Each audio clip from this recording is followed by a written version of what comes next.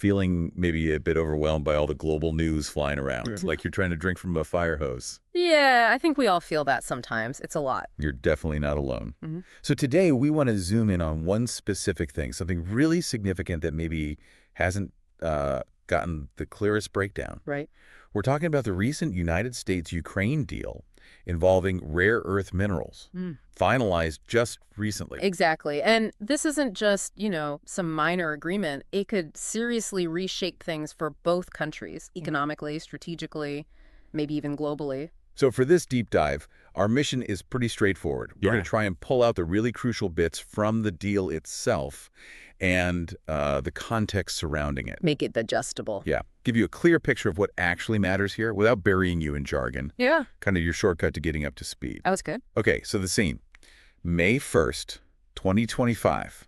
That's when the U.S. and Ukraine officially signed this thing. And what makes it stand out is how it directly connects U.S. aid, which we hear loads about, to Ukraine's own natural resources, specifically their critical minerals. We're talking things like lithium. Right, essential for batteries, EVs, all that tech. And titanium. Super strong, lightweight, used in aerospace, defense, even medical stuff. And what's really striking here, I think, is the change in U.S. policy. Under President Trump, it seems like a shift away from just direct aid. Oh, definitely. It's moved much more towards economic leverage.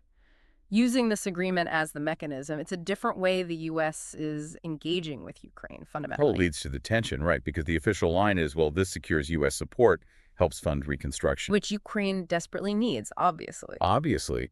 But it's also sparked this whole controversy. You hear these accusations that Ukraine is essentially, selling off its wealth. Yeah, that narrative is definitely out there. Selling the family silver, so to speak. Okay, so let's get into the nuts and bolts. Unpack what's actually in this deal. Who signed it? What are the core parts? Okay, so the signatories were the U.S. Treasury Secretary, Scott Bessent, and Ukraine's Economy Minister, Yulia Svyrydenko. Right. And at its core, it seems to have two main goals. First, get money flowing for Ukraine's reconstruction, which is a massive undertaking. Huge costs involved with it. Huge. And second, it seems to set up a way to potentially maybe repay some of the U.S. aid given since 2022.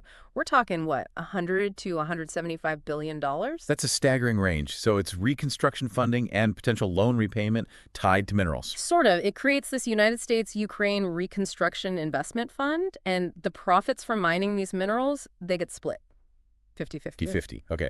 But Ukraine keeps ownership. Yeah, that's the key point on paper. Ukraine retains ownership of the land and the resources themselves. But half the profit goes through this fund, presumably back towards the U.S. or U.S. interests involved in the reconstruction. That 50-50 split seems like it could be contentious. It means half the immediate cash benefit isn't going directly into Ukraine's own coffers, right? Exactly. It could limit their own immediate funds for recovery, even if they technically own the minerals. That's a really important distinction to grasp. And how big are these mineral reserves we're talking about? Are they really game-changing? Well, Ukraine does have significant deposits. Estimates put it around 5% of the global supply of certain critical minerals. Okay, 5% is substantial. It is, especially things like graphite, maybe 20% of world resources, which is massive for batteries. And titanium, too, significant amounts. But there's a catch, isn't there, with the occupation? A huge catch. You have to remember, a massive chunk of these assets, maybe worth $350 billion, are in territories currently occupied by Russia. So they're not actually accessible right now. Not easily, no. Which adds, a whole other layer of complexity and risk to the whole thing. It limits the immediate potential. Right, okay. And I heard the negotiations themselves were pretty rocky. This wasn't just easily agreed upon. Oh, definitely not. That's a critical piece of the backstory. Apparently, the initial U.S. position was quite demanding. How so? Reports suggest they initially asked for a 50% ownership stake, not just profit split, but actual ownership. Wow. And also wanted something like $500 billion in repayments factored in. $500 billion? That's enormous. Yeah, and President Zelensky apparently outreached back really hard. This was back in February 2025. He reportedly called those terms colonial. Colonial, that's strong language. Really paints a picture of the initial dynamic. It does. It suggests just how far apart they were at the start. So the final deal looks quite different then. What were the key changes that got it over the line? Well, the big one is the shift from ownership to the 50-50 profit split via that investment fund. Ukraine keeps sovereignty over the resources. That seems to have been a major concession. Okay. What else? Any security guarantees tied in? No, that's another key point. This final agreement explicitly excludes any formal security guarantees for Ukraine. It's purely an economic arrangement. Hmm. So aid and economic ties, but no Article 5 style commitment. Correct. And one more thing. It's not a done deal yet, technically. Ukraine's parliament, the Rada, they have to vote on it. The deadline is May 8th, 2025. So there's still a final hurdle within Ukraine. Okay, Yeah. that's a big shift from those initial demands. Now, to really get this, we need the context, the events leading up to it. What's the backstory? Right, because these things don't happen in a vacuum. If you look back, Zelensky's victory plan from 2024 sort of laid the groundwork. How so? Well, he seemed to recognize early on that Ukraine's mineral wealth could be used as leverage, a strategic asset to keep U.S. support flowing, especially with worries about aid potentially drying up. Particularly under a Trump administration, maybe. Concerns about shifting priorities. Exactly. There was a lot of uncertainty about future aid levels, so using minerals was seen as a way to, make continued support more palatable or secure. And wasn't there some drama at the White House earlier this year, Yeah. back in February? Yes, that seemed to be a real flashpoint.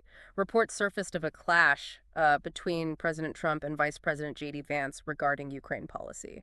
Right, I remember hearing about that. And it apparently led to a temporary, albeit brief, suspension of U.S. aid to Ukraine. Things got quite tense. But obviously relations improved enough for this deal to happen. It seems so. Whatever happened behind closed doors, they managed to patch things up enough to revive these talks and get this minerals agreement finalized. Shows how quickly things can change in high-level politics. Absolutely. Now, tied to this deal, the U.S. approved some defense sales, right, but wasn't a relatively small amount. That's right. About $50 million in defense sales were approved alongside the agreement. 50 million. I mean, that sounds like a lot, but compared to what Ukraine actually needs on the front lines. It's a drop in the ocean, frankly. Ukraine's stated needs are vast. Think about just Patriot missile systems. They estimate needing something like $15 billion worth. So $50 million, while welcome, doesn't really move the needle on the immediate military situation. Okay, so let's dig into the why, the motivations. What was driving the U.S. side to push for this kind of deal specifically? Well, several factors for the U.S., I think. A big one is China. Reducing dependence on China for rare earths. Exactly. China dominates that market, controlling, 70, 80, maybe even 90% of production, depending on the mineral. Wow. So securing access to Ukraine's resources looks like a way to diversify those critical supply chains. Vital for U.S. defense, vital for green energy tech. But hang on, is Ukraine really a stable alternative right now, given the war, the occupation? Can it realistically replace China's scale?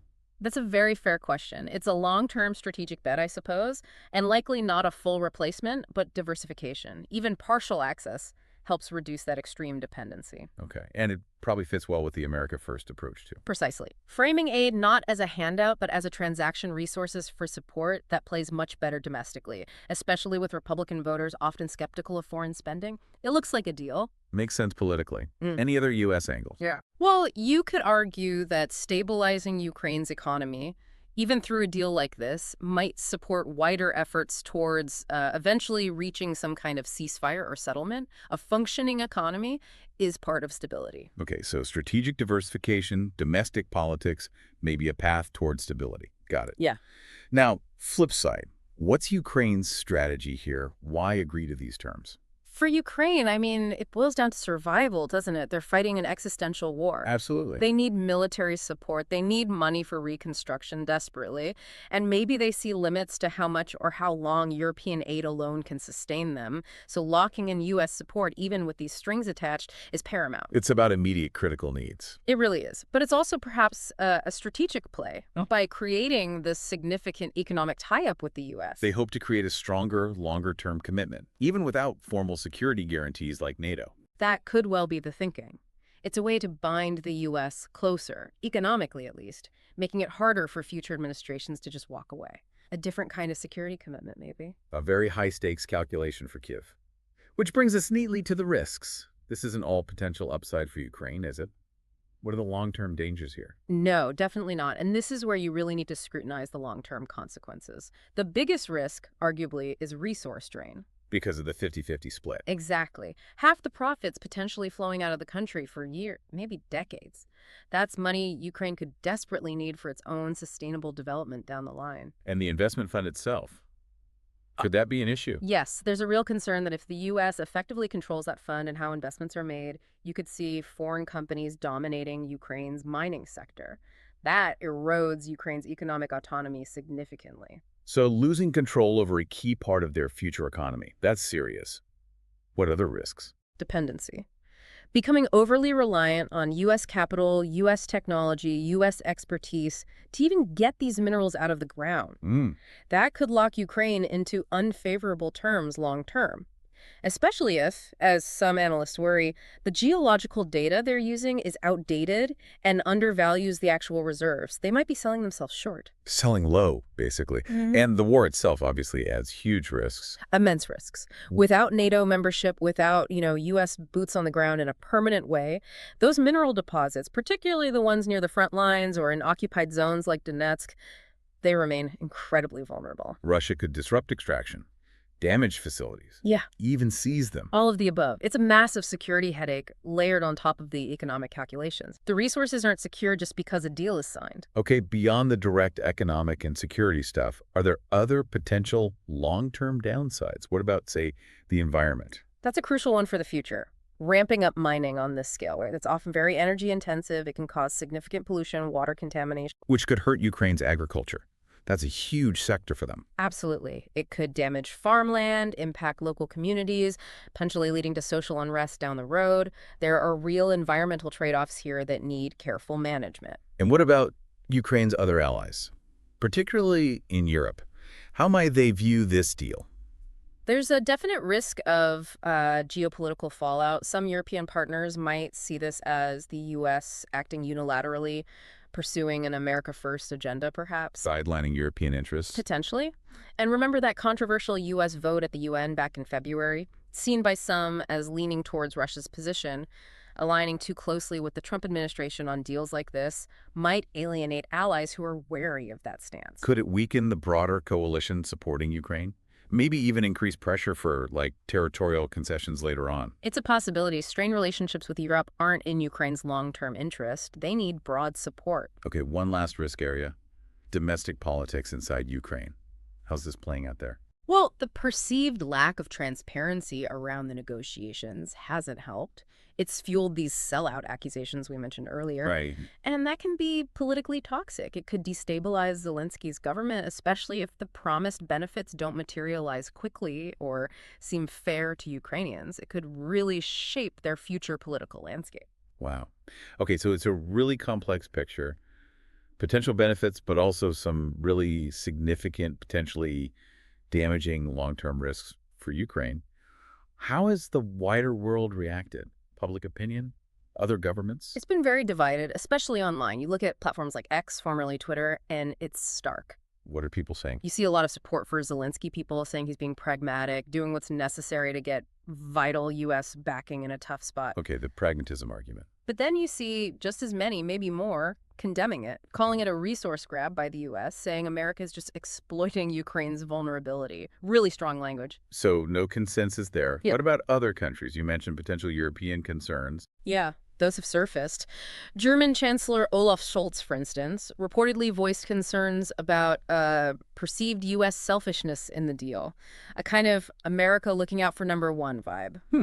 That's notable coming from Germany. And within Ukraine itself, it's not just online chatter. Lawmakers, members of the Rada, are demanding more information. They want clarity, transparency on the exact terms and what it all means long term. Understandably so. Yeah. It really feels like the true impact of this whole thing hinges on what happens next. Yeah. How it's implemented. Absolutely. Transparency, making sure Ukraine's actual interests are protected throughout the process, that's going to be critical. Whether this deal ends up being a lifeline or something else entirely depends on that follow-through. So wrapping this up for you listening, this U.S.-Ukraine minerals deal, it's complicated. On one hand, it offers Ukraine some very real, very needed short-term wins. Securing that U.S. support is huge. Crucial, yeah. But as we've really dug into, it comes loaded with some potentially heavy long-term risks for Ukraine's sovereignty, its economy, its security down the road. Exactly. And it really makes you think, doesn't it? About future generations in Ukraine. What situation might they inherit? Could it be a country with depleted resources, locked into dependency, maybe in a weaker geopolitical spot? If the deal ends up prioritizing outside interests over Ukraine's own sustainable future. That's the core concern, yes. It really forces you to weigh those immediate needs against the potential long-term price. So, considering everything we've discussed, this complex web of motivations, U.S. and Ukrainian, and all the potential consequences, what do you think is the single most critical factor, the one thing that will ultimately decide the real, lasting impact of this U.S.-Ukraine minerals deal? Definitely something to keep thinking about.